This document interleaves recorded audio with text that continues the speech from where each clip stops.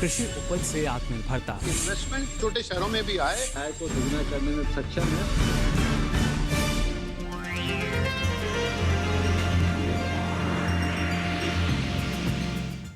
नमस्कार, आप देख रहे हैं दूरदर्शन किसान। इस खास कार्यक्रम में आप सभी का स्वागत है। मैं हूं मोनालिसा। कृषि और किसानों का उत्थान और उन्हें आत्मनिर्भर बनाना सरकार की प्राथमिकताओं में रहा है। इन उद्देश्यों को पूरा करने के लिए केंद्र की श्री नरेंद्र मोदी की सरकार ने बीते करीब 7 सालों में न सिर्फ अलग अलग योजनाएं शुरू की है, बल्कि समय समय पर योजनाओं का मूल्यांकन कर उन्हें और प्रभावी बनाने की कोशिश भी की जाती रही है। प्रधानमंत्री फसल बीमा योजना एक ऐसी ही योजना है जिसकी शुरुआत 2016 में हुई थी और हाल ही में योजना के 5 साल पूरे हुए। वहीं बीते साल किसानों की मांगों को ध्यान में रखते हुए, नई तकनीकों का समावेश करते हुए और जिम्मेदारी तय करने के उद्देश्य से योजना में कुछ महत्वपूर्ण बदलाव किए गए।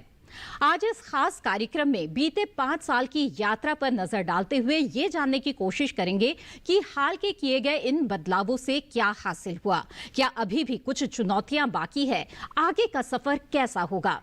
तो बीमा से फसल सुरक्षा विषय पर चर्चा के लिए हमारे साथ आज मौजूद हैं कृषि और किसान कल्याण मंत्रालय में सह आयुक्त श्री सुनील कुमार, वरिष्ठ पत्रकार श्री अरविंद कुमार सिंह और किसान नेता श्री अजीत तेवतिया। आप सभी का दूरदर्शन किसान पर स्वागत है। बातचीत का सिलसिला शुरू करने से पहले आइए एक रिपोर्ट के जरिए जान लेते हैं प्रधानमंत्री फसल बीमा योजना से जुड़ी कुछ बुनियादी बातें।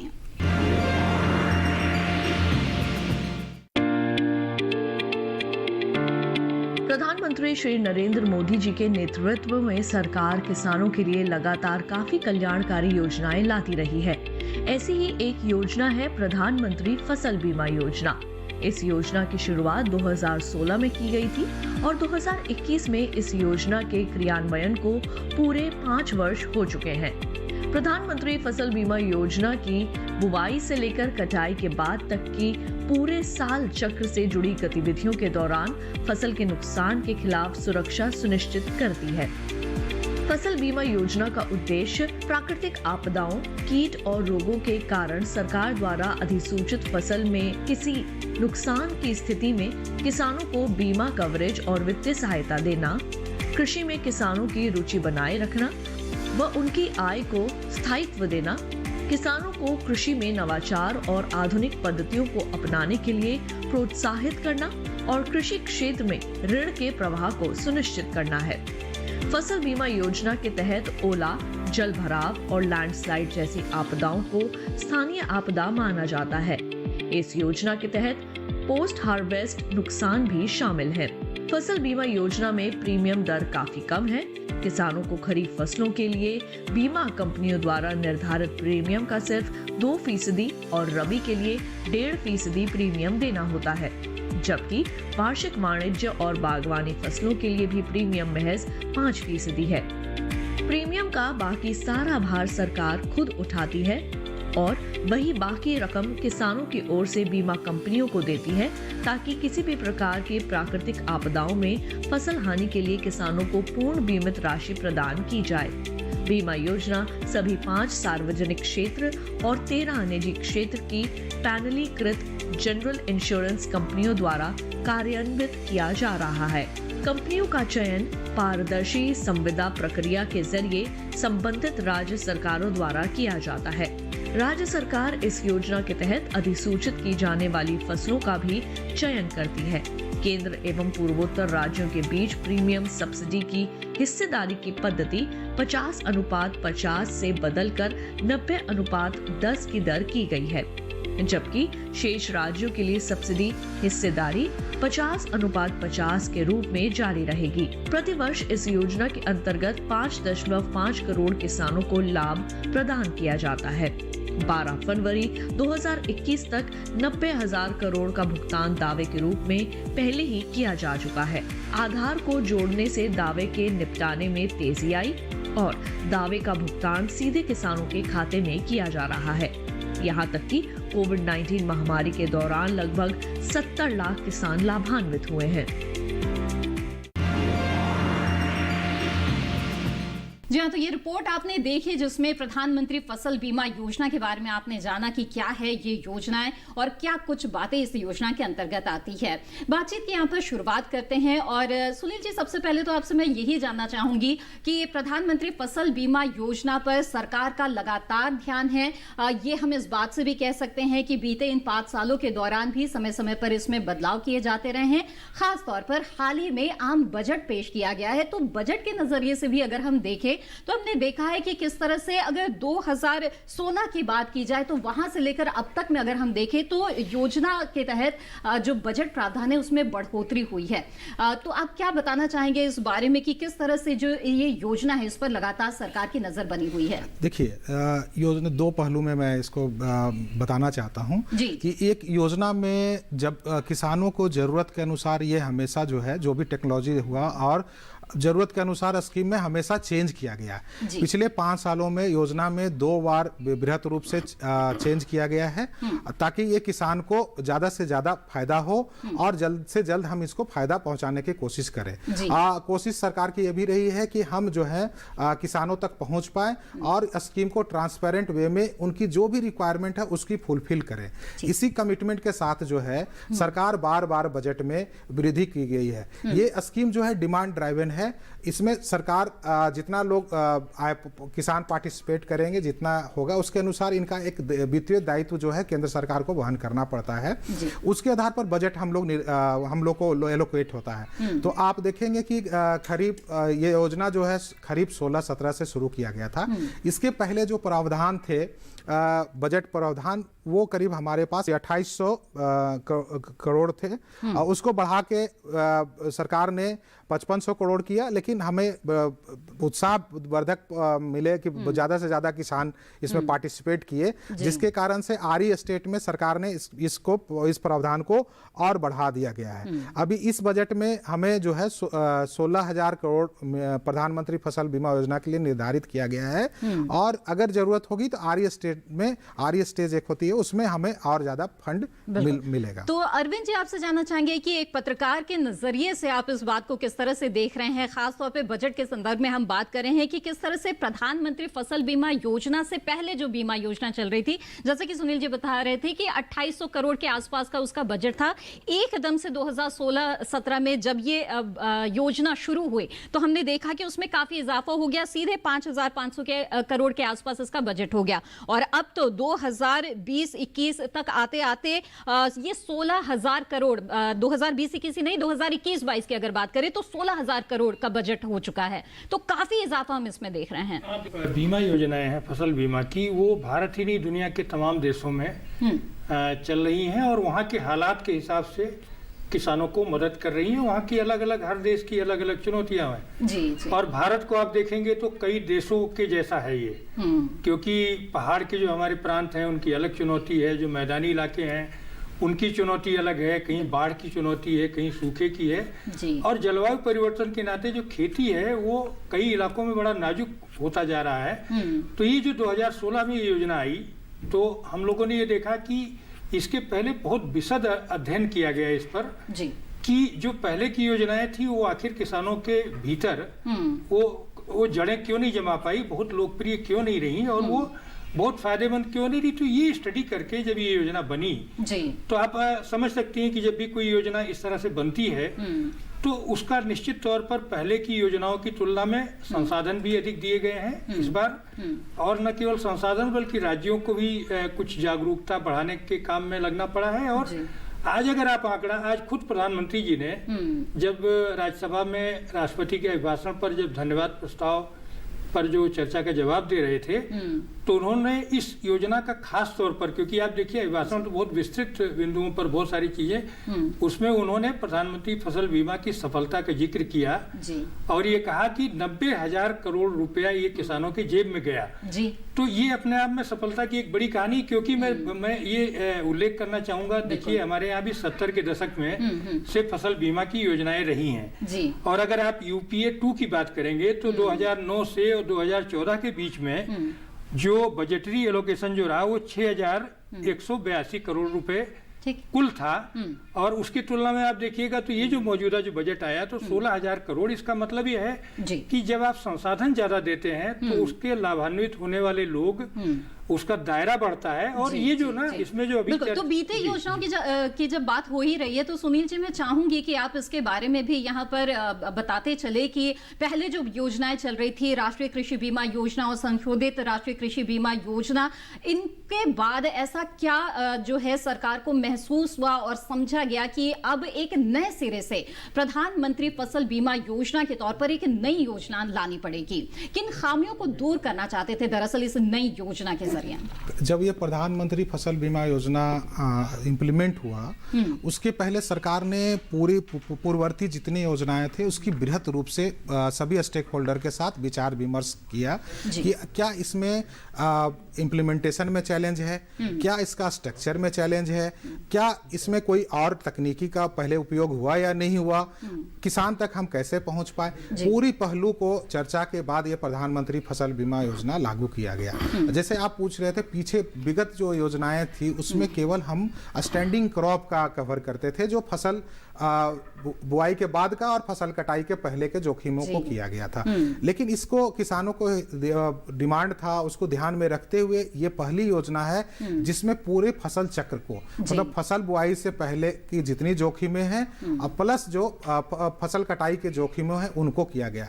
इसमें बहुत सारे आपदाएं, पुरानी स्कीम जो थे वो ब्लॉक स्तर पर, जिला स्तर पर लागू होता था, एक इकाई माना गया था। इस योजना में जो ग्राम को, एक विलेज को इकाई माना गया है व्यापक आपदाओं के लिए। साथ साथ जो कुछ आपदाएं हैं जो बहुत स्थानीय स्तर पर करते हैं, जिसको हम लोग चिन्हित कर रहे हैं, और अभी स्थानीय आपदाओं में 5 जो आपदाएं मुख्य रूप से है, जो कुछ गांव में देखे होंगे कि कुछ खेतों में, कुछ क्षेत्र में प्रभावित करते हैं, ओलावृष्टि होता है तो पूरा गांव प्रभावित नहीं होता है, तो उनके लिए खेतवार आकलन का प्रावधान किया गया है, जिसके कारण से है कि किसानों का जो नीड है वो हम तुरंत दे पाए कि किसके कारण हो रहा है। प्लस इसमें तकनीकी के समावेश करने का लक्ष्य रखा गया था, उस लक्ष्य को हम लोग प्राप्त कर रहे हैं। उसका लक्ष्य का उद्देश्य था, बदलावों के बारे में भी जरूर बात करेंगे, लेकिन एक किसान की आवाज भी हम सुन ले और जाने की जो बदलाव किए जा रहे हैं आखिरकार उन्हें जो किसान हैं उसे कितना पसंद कर रहे हैं। तो अजीत जी आप बताएं हमें कि किस तरह से जो पहले के बीमा योजनाएं चली आ रही थी उसके मुकाबले में आप प्रधानमंत्री फसल बीमा योजना को किस तरह से देखते हैं, और खासतौर पर ये मुख्य बदलाव जो किए गए हैं पुरानी योजनाओं की तुलना में, इन्हें किस तरह से देखते हैं? एक तरह से अगर इस योजना को ये कहें कि ये फसल बीमा किसान संजीवनी योजना है, जो सरकार की एक अनूठी पहल है। आज जो जितने हमारे किसान भाई हैं वो सीमांत और छोटे किसान हैं, उनको हमेशा अपनी फसल की चिंता रहती थी कि अगर ये फसल मेरी खराब हो गई तो मैं कहाँ चले जाऊंगा। तो ये योजना शुरू होने के बाद ये शायद पहली ऐसी योजना होगी जो 2800 करोड़ रुपए से 16,000 करोड़ पर है, लेकिन इसका बजट ज़्यादा, योजना पर खर्च कम होता है। उसका एक कारण ये भी रहा कि हम जो छोटे किसान हैं उनको इस योजना के बारे में अधिकतर ज़्यादा जानकारी नहीं है। केवीके और सीएससी सेंटर से वो अपनी करता तो था, लेकिन वो अपनी इम्प्लीमेंट करने के बाद वो अपनी फसल के लिए ब्यौरा कहाँ से ले, क्या करेगा। और आज इसमें जो बदलाव हुए हैं वो सबसे बढ़िया ये है कि ये मैंडेटरी नहीं है। किसान अपने स्वेच्छा से इसमें अगर चाहे तो बीमा करा सकता है, वरना ना चाहे तो नहीं करा सकता। और आज वही बीमा का फायदा है कि जो महाराष्ट्र के किसानों को सोयाबीन का नुकसान हुआ था, अगर ये फसल बीमा नहीं होती तो आज वहाँ किसान मारा जाता। बिल्कुल, तो सोयाबीन से जो नुकसान हुआ है किसानों को, एक बड़ा फायदा यहाँ पर हुआ है प्रधानमंत्री फसल बीमा योजना के तहत। बहरहाल हम जो बदलावों की बात कर रहे हैं सुनील जी, यहाँ पर अजीत जी ने बहुत ही माकूल बात कही है कि जो स्वैच्छिक किया गया है इस योजना को, तो इस योजना के जो बदलाव किए गए उनमें एक अहम ये बदलाव था और इसे बीते साल ही किया गया है 2020 खरीफ से। तो क्या परिस्थितियां थी, क्यों ये बदलाव किया गया और इसका क्या असर अब आप एक साल में देख रहे हैं? देखिए, ये योजना बहुत दिनों से मांग थी कुछ लोगों के लिए।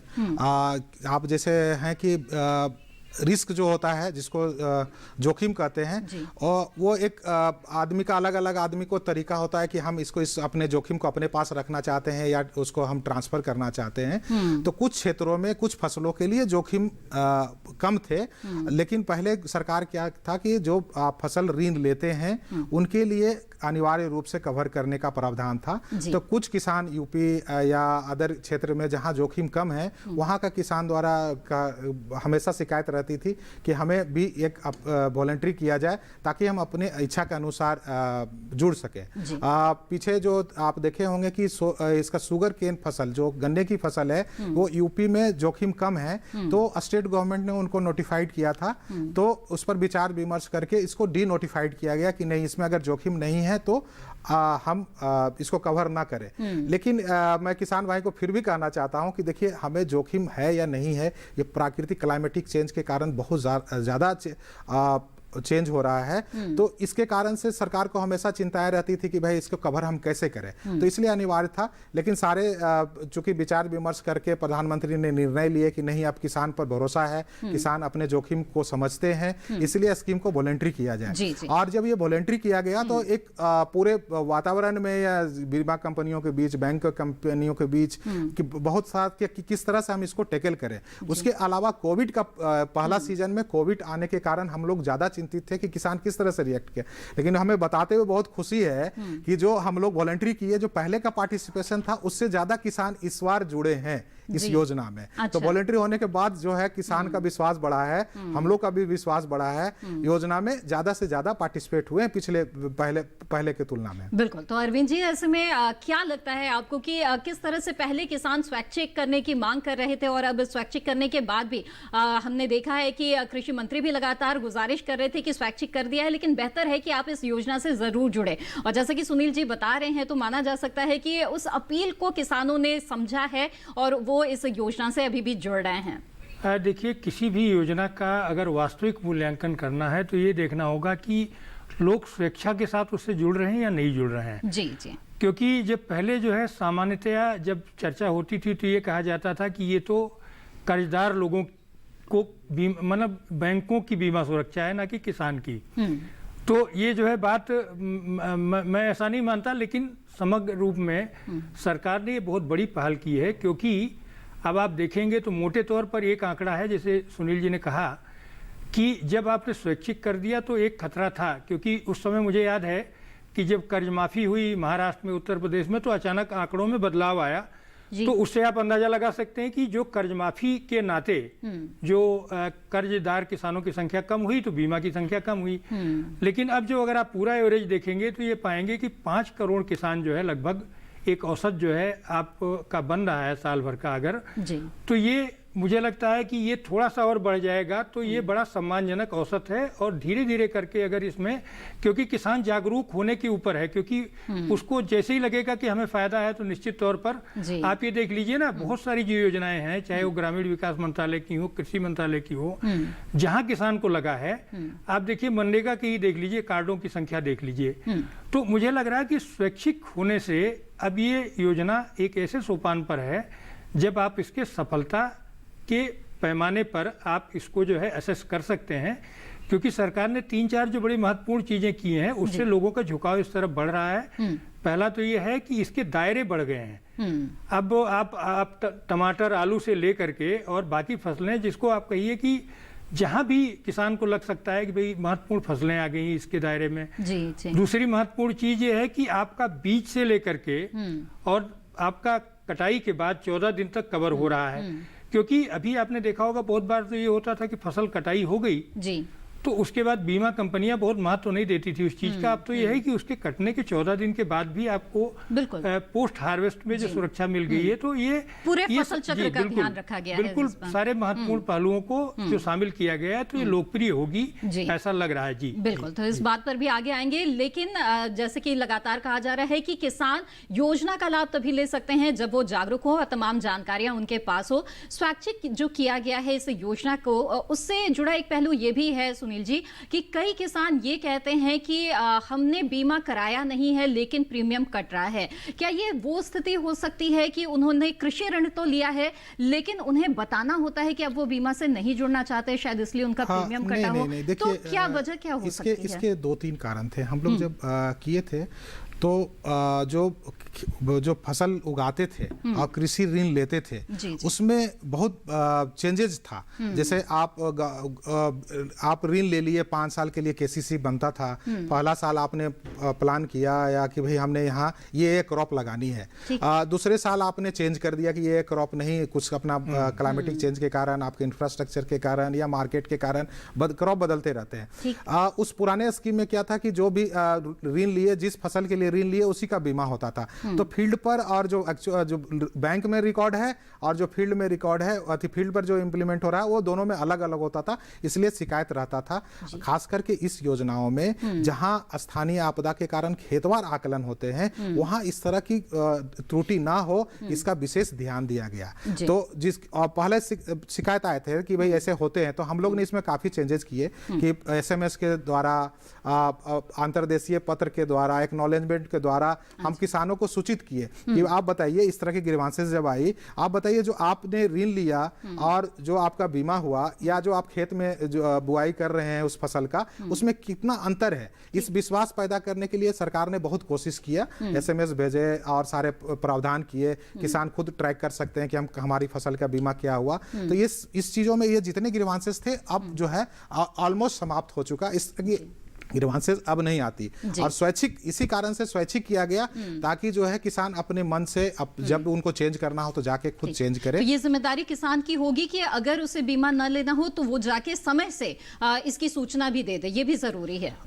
हाँ, इसका कारण था जब कोविड के टाइम में आया तो सरकार के पास बहुत बड़ा चैलेंज था कि हम कोविड के टाइम में अगर हम स्वैच्छिक करके हम सभी को बाहर कर दे और फिर कहें कि आवेदन दे के आप इसमें आइए, तो एक जो प्रशासनिक माहौल था उसमें हम नहीं फिट पा रहे थे, बहुत सारे जटिलताएं थी। तो इसलिए इच्छा पर छोड़ दिया गया है। बहुत सारे किसान यूपी में, अदर जगह, बहुत जहाँ जोखिम कम थे वहाँ किसान ने आवेदन दिया और वो बाहर हुए। इसमें हम लोग ने प्रावधान किया कि कोई जरूरी नहीं है कि आप जब भी ब्रांच जाएं, कभी भी आप ब्रांच जाएं, आप वहां जाएं, आप लिखित रूप से दे दें कि हम इस बीमा योजना में हम जुड़ना नहीं चाहते, या अगर जुड़ना चाहते हैं तो हमारी फसल चक्र जो है बदल गई है, इस फसल के अनुसार हमको बीमा किया जाए। ये हम लोग कभी भी आप पूरे वर्ष में कभी भी जाएं ब्रांच में तो ये सूचनाएं दे सकते हैं। जी बिल्कुल। और इसी तरह से जो प्रधानमंत्री फसल बीमा योजना है, कैसे तमाम स्टेक होल्डर से लगातार बातचीत की जा रही है और उसके अनुसार जो योजना है उसमें किस तरह के बदलाव किए जा रहे हैं, उससे क्या लाभ हो रहा है किसानों को, इस पर हमारी बातचीत जारी रहेगी। फिलहाल वक्त हो गया है एक छोटे से ब्रेक का, हम जल्द हाजिर होंगे। आप बने रहें दूरदर्शन किसान पर।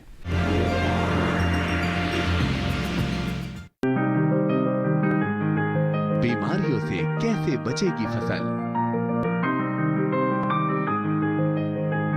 मवेशियों की मुश्किलों का क्या है हल, कहां से लाएं बीज, कितनी लगेगी खाद, किसानों के हर फोन का विशेषज्ञ देंगे जवाब।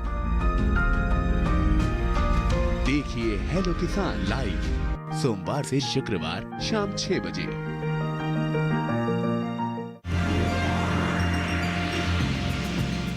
ब्रेक के बाद आप सभी का फिर से स्वागत है इस खास कार्यक्रम में। आज इस कार्यक्रम में हम बात कर रहे हैं बीमा से फसल सुरक्षा विषय पर, जिसमें प्रधानमंत्री फसल बीमा योजना के इस 5 साल के सफर पर हम बातचीत कर रहे हैं और देखा जा रहा है कि किस तरह से इस योजना में लगातार बदलाव किए गए हैं और ये जो बदलाव है किसानों के लिए कितने हितकारी साबित हुए हैं।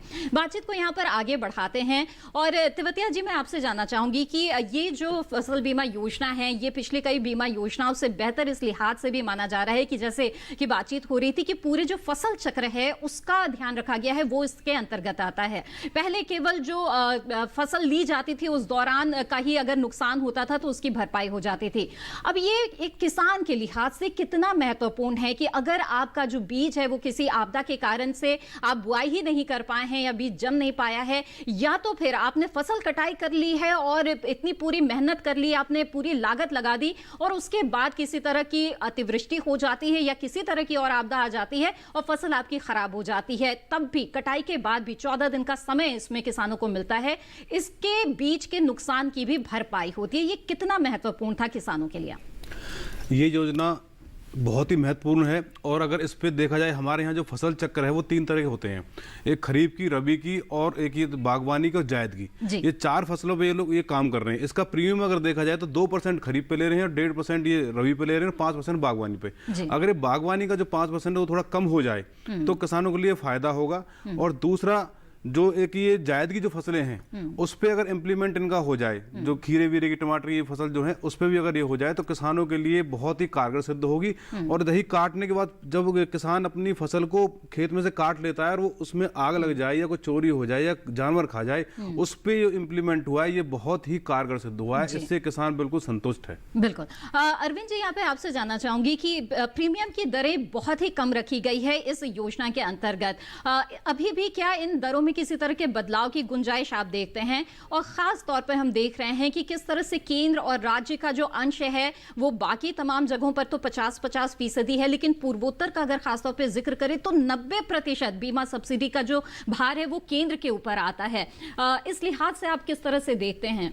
देखिए पूर्वोत्तर के राज्यों के साथ एक अलग चुनौती है जी। ज़्यादातर आपको पता है कि पहाड़ी राज्य हैं और छोटे छोटे खेत हैं, उनकी अलग, तो उनकी पहले से ही अगर आप देख रही होंगी तो उनकी बहुत सारी योजनाओं में यही है, जो शेयर है उसमें भारत सरकार 90% तक देती है। तो ये अपने आप में आप देखिए जब से ये हुआ है तो सुनील जी बता पाएंगे क्या तस्वीर बदली, लेकिन निश्चित तौर पर चूंकि उनके जोखिम भी बहुत ज़्यादा है जी, तो उसको देखते हुए निश्चित तौर पर जो पूर्वोत्तर भारत का जो किसान है, जिसको एक तरह से कहिए कि केवल 10% जो है, और वैसे भी जो कुल मिलाकर के आप देखेंगे तो अगर 100 रुपए का प्रीमियम आप दे रहे हैं तो वहाँ किसान को जो है 532-33 रुपए के करीब का भुगतान मिलता है। तो इसको इस रूप में लीजिए कि ये बीमा है।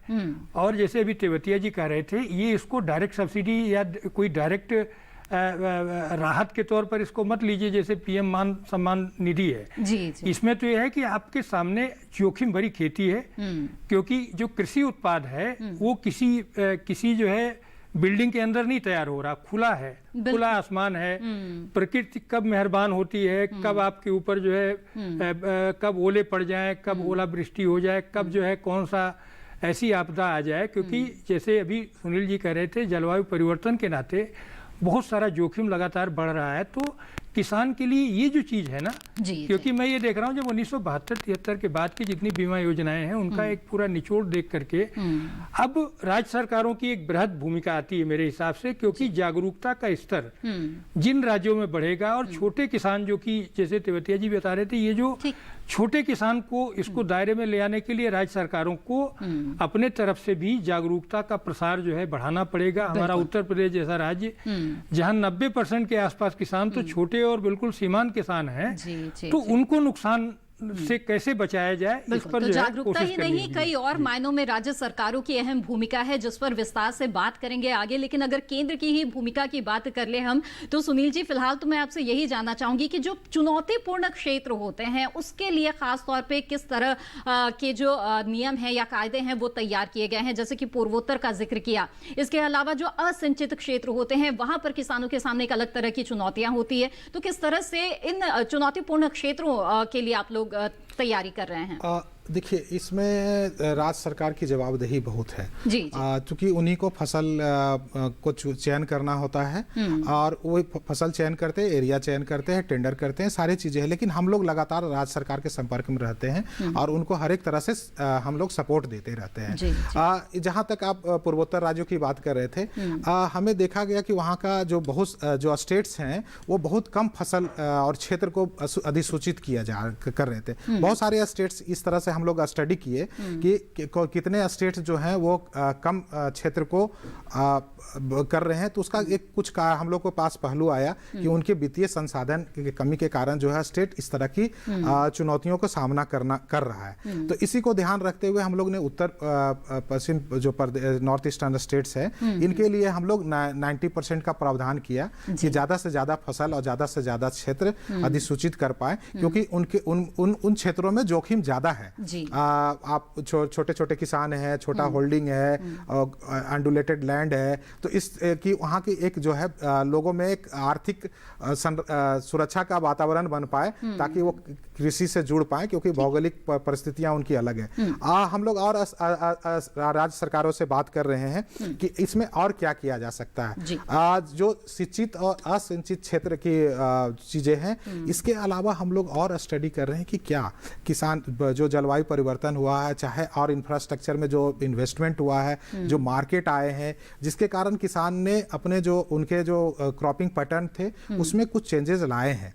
तो उसके लिए हम लोग और स्टडी कर रहे हैं, हमारा नारा के साथ और अदर ऑर्गेनाइजेशन के साथ भी स्टडी है। क्या किसान को हम सलाह दे सकते हैं कि ये इसमें जोखिम ज्यादा है, आपके आर्थिक नुकसान होंगे, वो इसके कारण से आप कोई क्रॉप परिवर्तन कर सकते हैं अपने क्रॉपिंग पैटर्न में। तो ये भी एक जो रिस्क मिटिगेशन जो गवर्नमेंट का प्रोग्राम है उसके अंतर्गत हम लोग यह स्टडी कर रहे हैं और राज्य सरकार को बार बार बता रहे हैं। लेकिन हमारी कोशिशें हमेशा रही है, हम लोग भारत सरकार ने राज्य सरकार को हमेशा सलाह देते हैं कि आप अधिक से अधिक क्षेत्र को, अधिक से अधिक फसल को अधिसूचित करें ताकि किसान ज्यादा से ज्यादा लाभ अर्जित कर पाए। अरविंद जी, इन चुनौतीपूर्ण क्षेत्रों के लिए भी यहाँ पर आप कुछ बताना चाहेंगे, कुछ अपना अनुभव यहाँ पर बांटना चाहेंगे कि किस तरह की परिस्थिति आपने वहां पर देखी हैं और कैसे इन समस्याओं को दूर किया जा सकता है?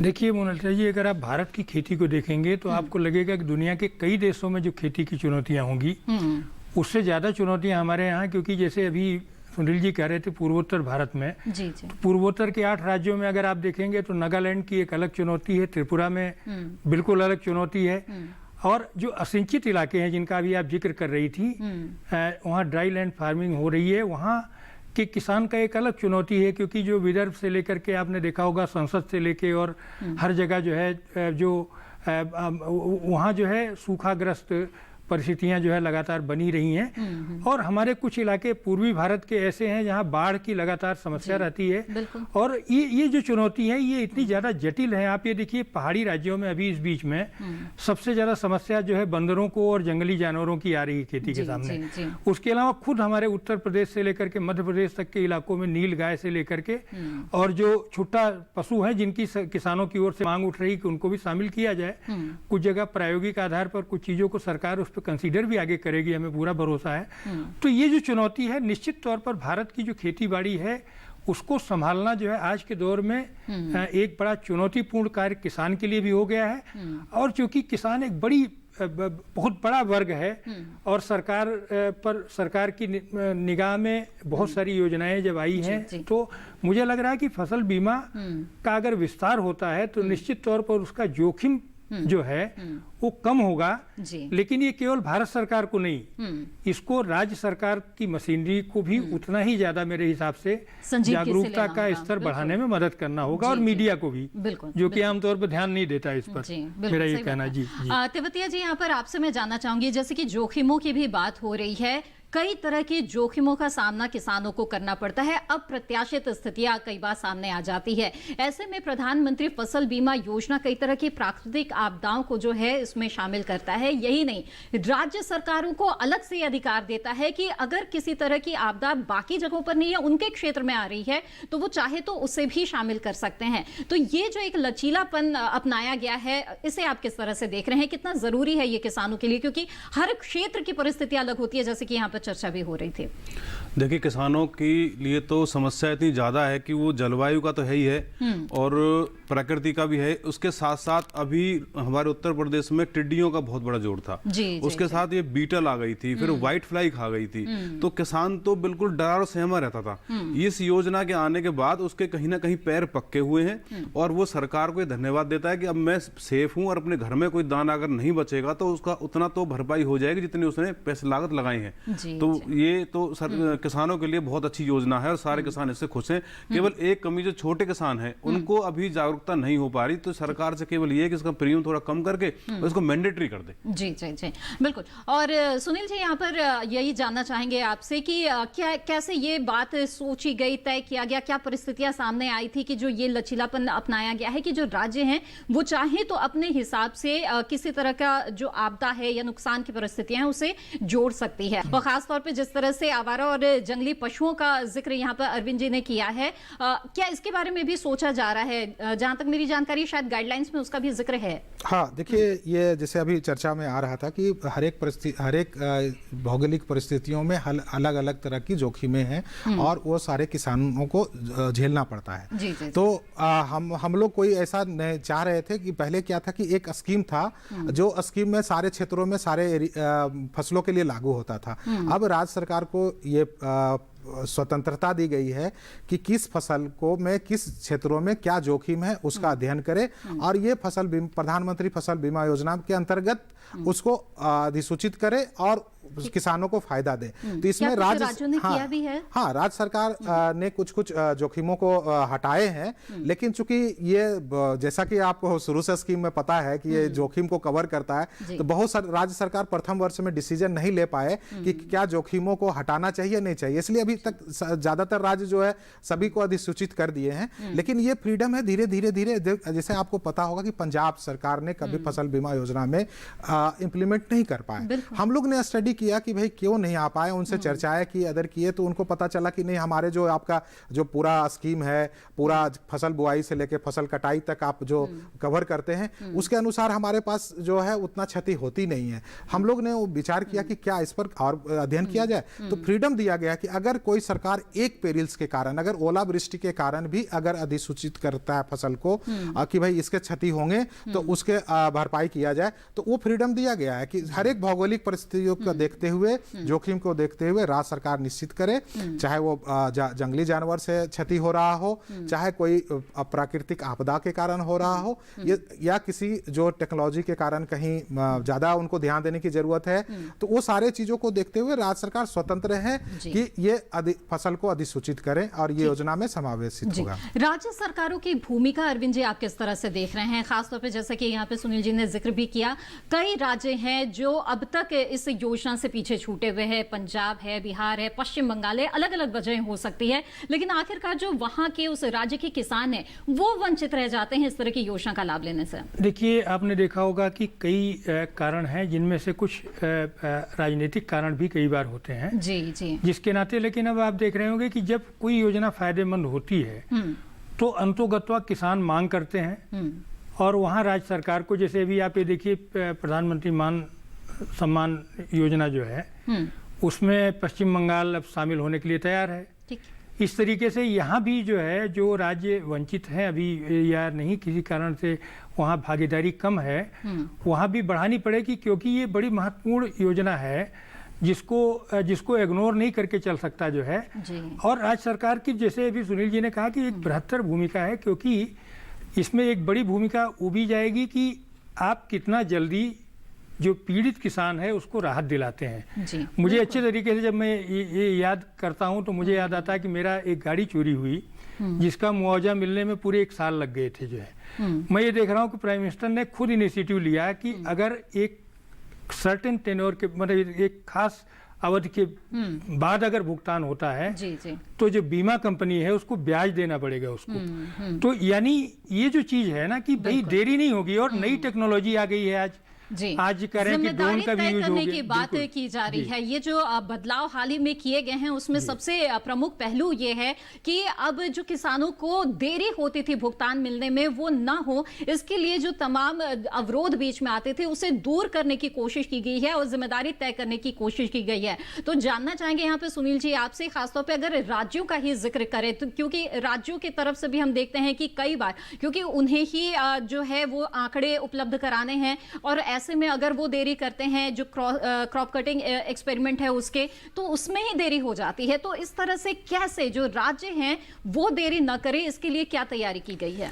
देखिए, ये सरकार बार बार हमारा ऑब्जेक्टिव है कि हम किसानों को जल्द से जल्द भुगतान कर पाएं, जो भी उनकी क्षति होती है क्षतिपूर्ति का हम भुगतान करें, ताकि किसान जल्दी से जल्दी आर्थिक जो क्षति हुई उसको उससे ऊपर आए और अपने कार्यकलाप में व्यस्त रहे। तो हर एक चीज़ों को हम लोग ने ध्यान दिया कि क्या ग्रामीण जो हमारे जो इम्प्लीमेंटेशन होता है केंद्र सरकार से लेके मल्टी स्टेक होल्डर है, बैंक, CSC, पटवारी, जिला अधिकारी, सारे लोग इसमें इन्वॉल्व होते हैं और बहुत नीचे स्तर तक के कर्मचारी इसमें इन्वॉल्व होते हैं। तो सारे कारण को हम लोग ने देखे, क्या प्रचार प्रसार की कमी है, क्या उनको प्रशिक्षण देने की जरूरत है, क्या टेक्नोलॉजी का समावेश करते हुए हम डाटा को जो है 4-5 फेजेज में आती है, पहले ग्राम से ब्लॉक में आएगा, ब्लॉक से जिला में आएगा, जिला से राज्य में आएगा, फिर बीमा कंपनी को देंगे। ये सारे चीजों को देखते हुए हम लोग ने बहुत सारे चेंजेस किए। पहला चेंजेस था कि हम लोग मैक्सिमम से मैक्सिमम जो है हम तकनीकी का इसमें समावेश करें,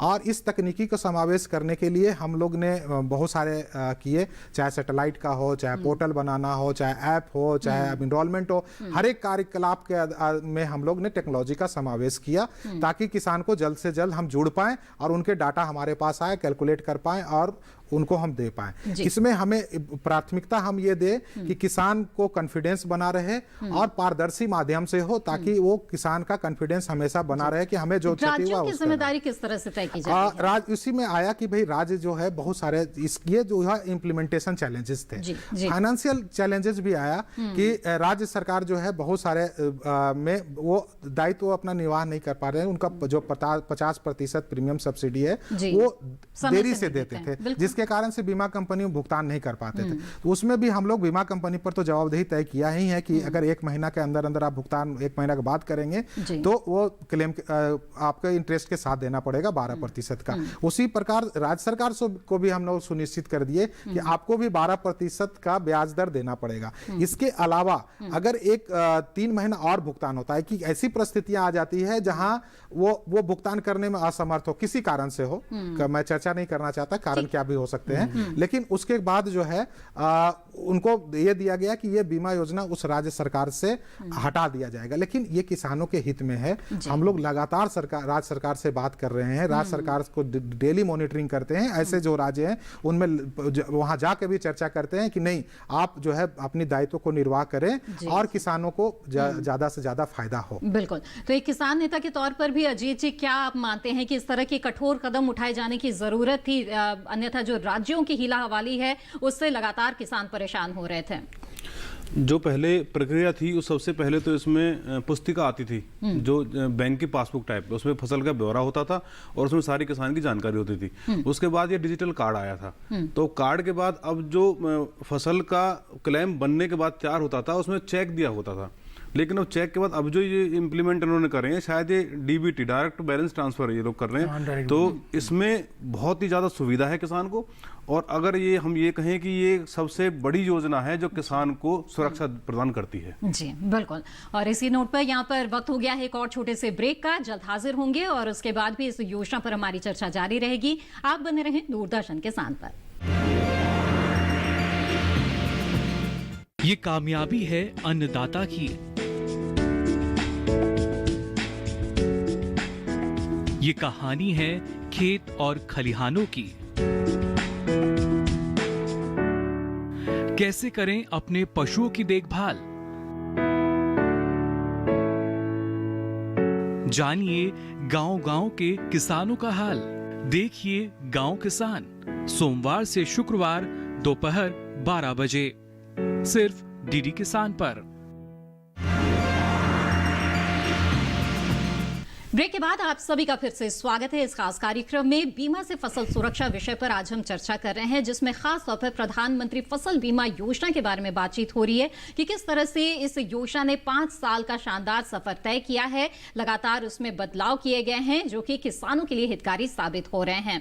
और भी कैसे बेहतरीन इस योजना को बनाया जा सकता है और किस तरह की चुनौतियां सामने आ सकती है, इस पर बातचीत हमारी जारी रहेगी। और बातचीत को यहाँ पर आगे बढ़ाते हुए अरविंद जी, मैं आपसे जानना चाहूंगी कि अभी जो हाल में बदलाव किए गए हैं उसमें एक बहुत ही बेहतरीन ये बदलाव किया गया है, जो तकनीक है उसका समावेश किया गया है। इसमें जो क्रॉप कटिंग एक्सपेरिमेंट्स की बात हो रही थी उसमें भी किस तरह से चाहे ड्रोन हो और इसके अलावा रिमोट सेंसिंग की भी बातचीत की जा रही है। आपको लगता है कि इस तरह से एक जो ये आशंका रहती थी कि ये जो क्रॉप कटिंग एक्सपेरिमेंट्स हो गए, चूंकि इसके आंकड़े के आधार पर ही तय होगा कि नुकसान हुआ या नहीं हुआ या कितना हुआ और उसी के आधार पर भरपाई होगी, तो अब उसमें किसी तरह का मैनिपुलेशन नहीं हो पाएगा और बहुत ही सही आंकड़े आएंगे, इसका भरोसा होगा। देखिए, फसल बीमा को लेकर के मोनालिसा जी, किसानों की एक लगातार मांग थी कि खेत जो है इकाई हो, लेकिन तकनीकी कारणों से जिसमें जो इस तरह के साधन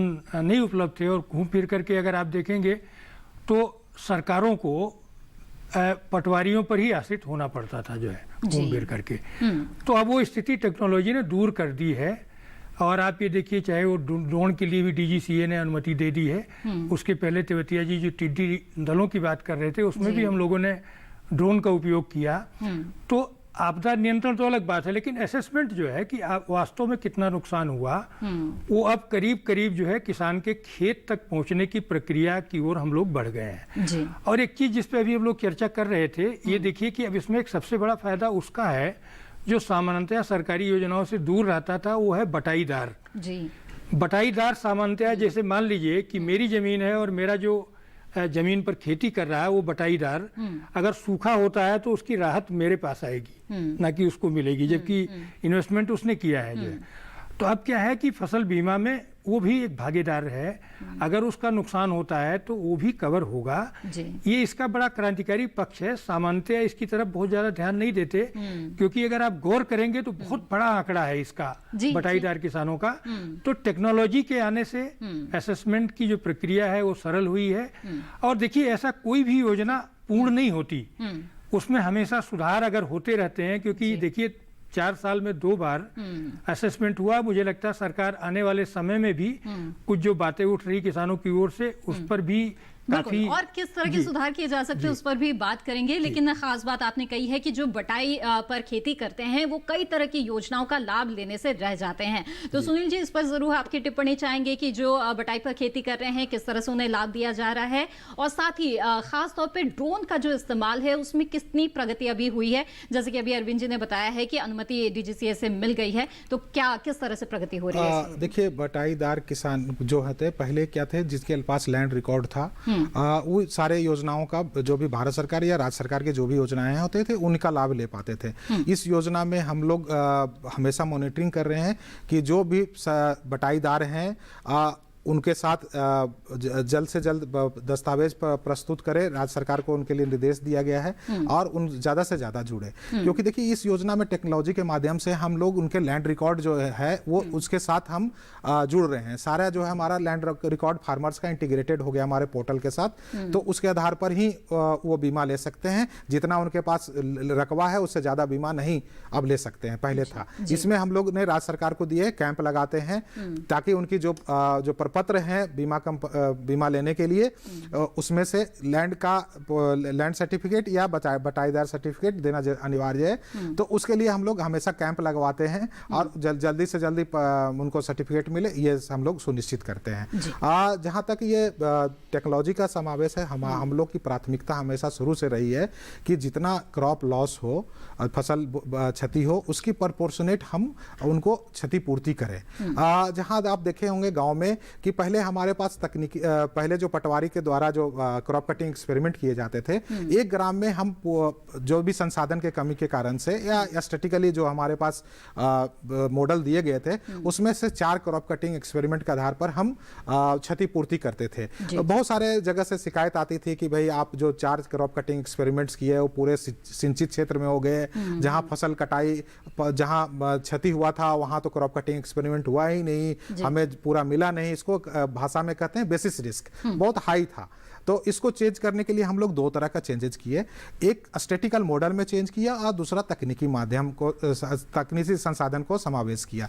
स्टैटिकल मॉडल में हम लोग किए पर SST जिसको कहते हैं, और स्मार्ट सैंपलिंग टेक्निक कि मतलब उस टेक्निक में प्रोपोर्शनेट जहां जिस एरिया में जैसा क्षति है, मान लिया जाए कि आपका एक गाँव है 80% क्षति का क्रॉप कंडीशन क्षतिग्रस्त है, 10% माध्यम है और 10 में है, तो जो हम क्रॉप कटिंग एक्सपेरिमेंट्स का जितना लेंगे सैंपल उसी प्रोपोर्शनेट में लेंगे।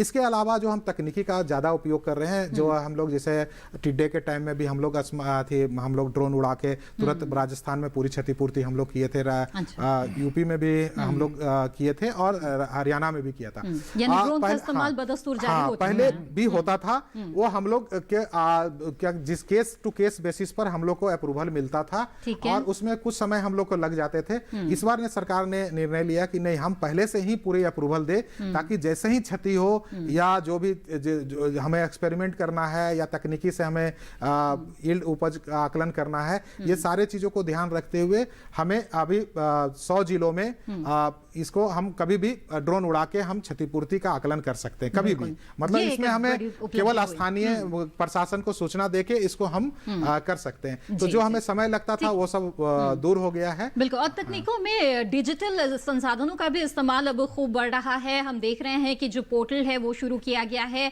और ऐप भी लॉन्च किया गया है। यहाँ पर तेवतिया जी, आपसे मैं जरूर सुनना चाहूंगी कि एक पूर्वाग्रह है किसानों को लेकर हमारे देश में कि वो इन तकनीकों का इस्तेमाल नहीं कर सकता, लेकिन इसके बावजूद हम देख रहे हैं कि किस तरह से लगातार ऑनलाइन भी जो किसान हैं वो जुड़ रहे हैं योजना से। अब पारदर्शिता की भी बात होती है, जो भरोसा है योजना पर तभी होगी जब पारदर्शिता होगी। वो अपना पूरा स्टेटस जो है योजना का वो पोर्टल पर देख सकता है। तो किसान कितना इस्तेमाल करते हैं इन तकनीकों का, बताएं। अभी जो किसान है, जो जमीन है वो अभी हमारे दादा और पिताजी के नाम है। अब जो फार्मिंग के अंदर युवा जो आया है वो इन तकनीक का उपयोग करता है। और अभी हम देखेंगे कि आज ये 2021 का जो टाइम चल रहा है ये पूरा डिपेंड एग्रीकल्चर पर रहेगा, क्योंकि हम जो एक्सपोर्ट करेंगे, एग्रीकल्चर एक्सपोर्ट पॉलिसी जो एपीडा करती है, उसमें अगर हमारी क्वालिटी ठीक होगी और हम लोग जो एफपीओ वगैरह बना रहे हैं, तो मेरा तो ये निवेदन था कि अगर एफपीओ में हम करें तो उसमें तकनीक थोड़ी सरल रहे। हम नाबार्ड पे लोन लेते हैं तो उसकी जो इंश्योरेंस, क्रॉपिंग इंश्योरेंस है, वो भी क्या एफपीओ में रहेगी या नहीं रहेगी। बिल्कुल, बहुत ही वाजिब यहाँ पे सवाल उठाया है आपने। और अभी लगातार जोर है एफपीओ बनाने को लेकर, तभी जो छोटे और सीमांत किसान हैं वो काफी योजनाओं का लाभ ले सकते हैं। खासतौर पे कॉन्ट्रैक्ट फार्मिंग पर भी जोर दिया जा रहा है। तो ऐसे में जब कॉन्ट्रैक्ट फार्मिंग करेंगे बड़े पैमाने पर तो उन्हें बीमा कराने की जरूरत भी महसूस होगी। तो किस तरह से जुड़ सकते हैं इस योजना से एफपीओ? तो इसी पहलू में हम लोग ने टेक्नोलॉजी का किया है। टेक्नोलॉजी के माध्यम से हर एक किसान जो है मोबाइल ऐप के थ्रू भी कर सकते हैं, इनरोल्ड पोर्टल के थ्रू भी कर सकते हैं। इसमें अलग जो और भी चैनल हैं जिसमें एफपीओज है, पोस्ट ऑफिस है ना, प्लस कॉमन सर्विस सेंटर जो होता है, जन सूचना तंत्र, उसको तो हम लोग जोड़ चुके हैं इस योजना में। उनके माध्यम से बहुत सारे किसान जुड़ रहे हैं। इसके अलावा जो भी बेरोजगार युवा वर्ग हैं जो कंप्यूटर वगैरह चलाते हैं, सारे को जोड़ते हुए बीसीज हैं, बैंकिंग कॉरेस्पॉन्डेंस है, सबको जोड़ते हुए हम लोग है कि जितनी तकनीकी माध्यम से हैं उनके द्वार के मतलब घर के पास ही ऐसे इनरोलमेंट प्लस उनका जो भी क्षति होती है उसकी सूचना देने के लिए, प्लस वो ट्रैक कर सकते हैं। पहली बार भारत सरकार ने ऐसी सुविधा बनाई है जिसमें आप जो है इनरोलमेंट से लेके आप क्लेम तक ट्रैक कर सकते हैं। अभी 1 महीने बाद हम लोग जो है जो 2016 से जितने क्लेम किसानों को मिले हैं उसको सारे हम लोग क्लेम को डिजिटाइज करके किसानों को हम लोग देने जा रहे हैं कि आपको हम ये क्लेम मिला है या नहीं मिला, आप बताइए, ताकि हम इसमें कोई और चीजों में कहीं त्रुटि रह गया उसको हम ठीक से विश्लेषण कर पाए। और अब आगे जो खरीफ से है कि आप पूरे प्रोसेस करिए कि आपने कब इंटीमेशन दिया, कब ट्रैक किया, आपका कब यील्ड डेटा आया, कब आपके फील्ड में सर्वे हुआ और कितना क्लेम बना, वो पूरी आप टेक्नोलॉजी के माध्यम से ही जान सकते हैं। जी अरविंद जी, चलते चलते कोई सुझाव और देना चाहेंगे इस योजना को और लाभकारी बनाने के लिए? क्या और कदम उठाए जा सकते हैं? बिल्कुल, जैसे कि अभी सुनील जी जो बात कर रहे थे उसी को केवल बढ़ाना है कि देखिए, हम जब हमारे बहुत कम लोग पढ़े लिखे थे तो हम लोगों ने एक अभियान चलाया साक्षरता का। जी। अब पूरा का पूरा सरकार का फोकस है कि डिजिटल साक्षरता हो, और डिजिटल साक्षरता में भी किसान के पास पहुंचने के लिए उसके अपने अपने जो भाषाएं हैं, चाहे वो तमिल हो, तेलुगु हो, इसमें थोड़ा सा राज्य सरकारों को भी और एफर्ट बढ़ाने की जरूरत है, और हो रहा है, ऐसा नहीं कि नहीं हो रहा। तो मुझे लगता है, क्योंकि देखिए 2014 एक ऐसा साल है दुनिया के लिए कि जबकि विश्व आबादी से ज्यादा मोबाइल फोन हो गए, तो ये ऐसा विश्व इतिहास में सूचना और संचार की इतनी बड़ी ताकत नहीं रही है। आने वाले समय में सारी योजनाओं को आप इसमें समाहित कर सकते हैं। बिल्कुल, समय के साथ कई तरह के बदलाव के साथ साथ काफी बदलाव आए हैं, तो लगातार किसानों के आय का जो स्थायित्व है वो बना रहे, इस लिहाज से प्रधानमंत्री फसल बीमा योजना बहुत ही महत्वपूर्ण योजना है। और समय के साथ इसने किस तरह के पायदान को पार किया है ये भी हमने देखा है। एक शानदार सफर रहा है बीते 5 सालों का, और आगे भी कई साल दर साल ये योजना बेहतरीन कार्य करे और किसान इससे लगातार जुड़ते रहे। रहे, हम यही आशा करते हैं। आज के इस खास कार्यक्रम में बस इतना ही। आप सभी मेहमानों का बहुत बहुत धन्यवाद हमारे साथ इस चर्चा में शामिल होने के लिए, और इसी के साथ मुझे दीजिए इजाजत। आप बने रहें दूरदर्शन किसान पर। नमस्कार।